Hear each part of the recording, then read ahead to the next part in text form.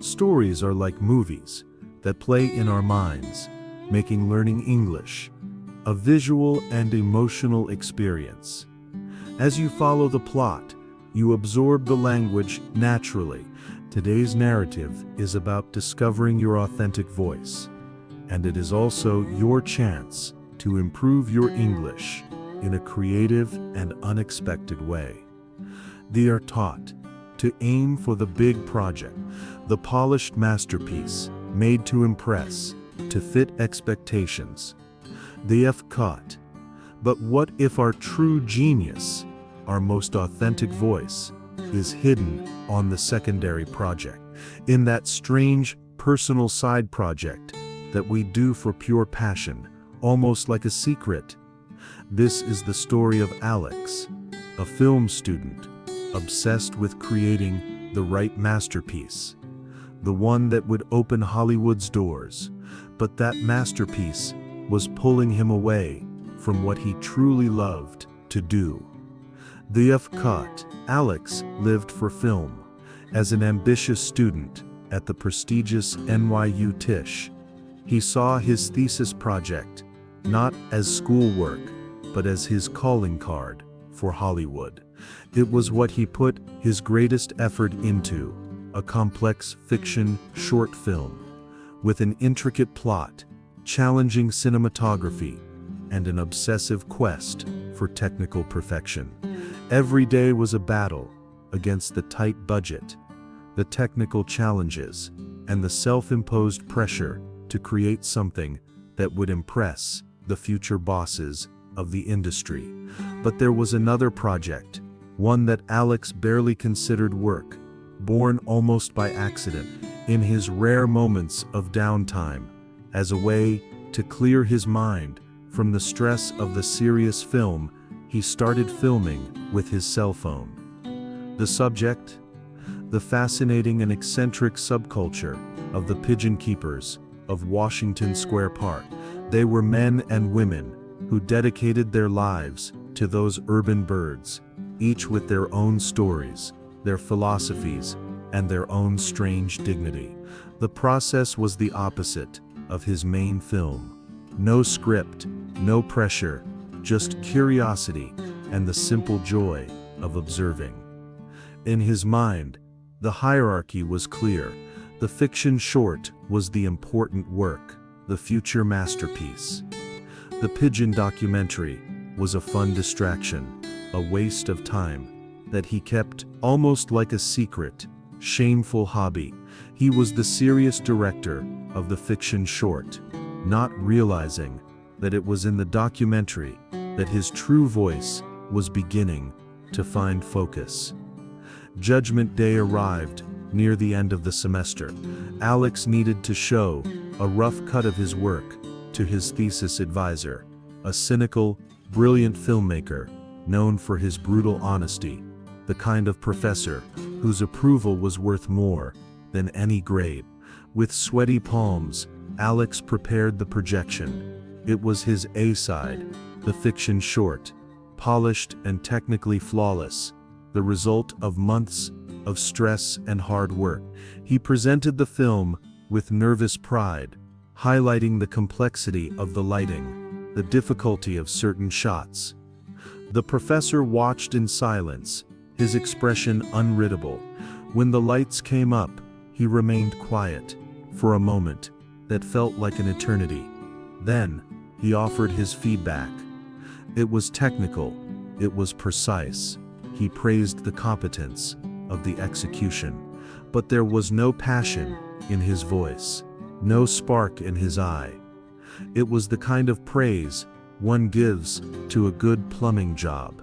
Functional, correct, but completely forgettable. For Alex, the cold reaction was a devastating blow.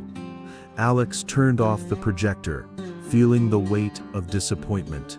As he packed up his equipment, trying to hide his dejection, he mentioned, almost as a self-deprecating joke, "Well, at least I had fun shooting a little side project about the pigeon keepers of Washington Square."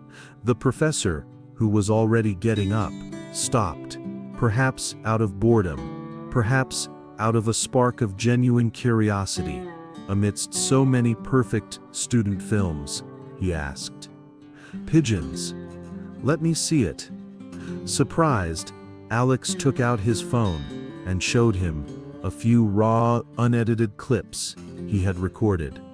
The professor leaned in, his eyes fixed on the small screen. He saw the passion in the keepers' faces, the strange poetry of their routines, the raw humanity that Alex had captured almost by accident. When the clips finished, he looked at Alex, and for the first time that day, there was a glint of real interest in his eyes. "This pigeon film," he said, "it's weird, it's rough, but it has a heart that I can feel. The other film has technique, but it has no voice."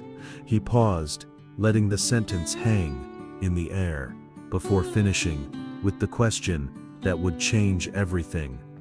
"This is your voice, Alex. Why were you hiding it?"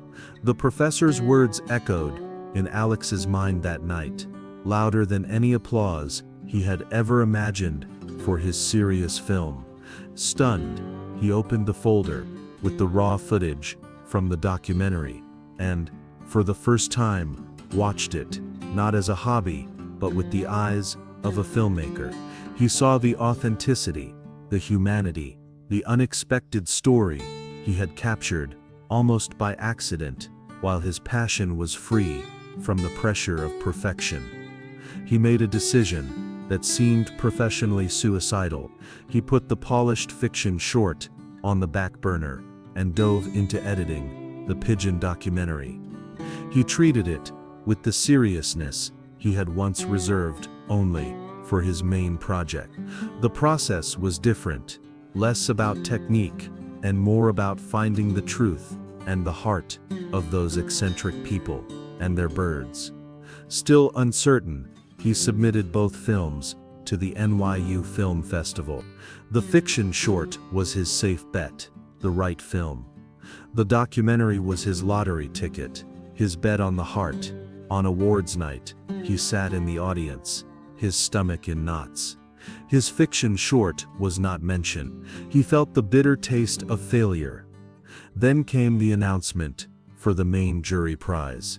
And, to his utter astonishment, the name that was called was his Pigeon film, celebrated for its originality, its humanity, and its unique voice. And then, the audience award. The documentary, born from pure passion and with zero expectations, had stolen the night. Alex's journey, from the polished, soulless project to the rough, full-hearted documentary, teaches us a liberating truth about creativity. Often, our most authentic voice and our most significant work are not in the grand project we think we should be doing to impress the world. They are hidden in that peculiar side project, the one we do for pure passion, without the paralyzing pressure of perfection. His story is an invitation to look at our own lives and ask, what is our heart project? What is that weird hobby, that personal project we consider a waste of time, that quirk we try to hide? What if it's not right there, precisely there, that our true genius, our most original voice, is waiting to be discovered and shared out? If this story about the hidden beauty in the unexpected resonated with you, leave a comment below, like the video, so this message can find other creators who might be hiding their best work. And don't forget to subscribe for more stories that celebrate the courage to be authentic. Until next time, give what calls to your heart a chance and dedicate yourself to it.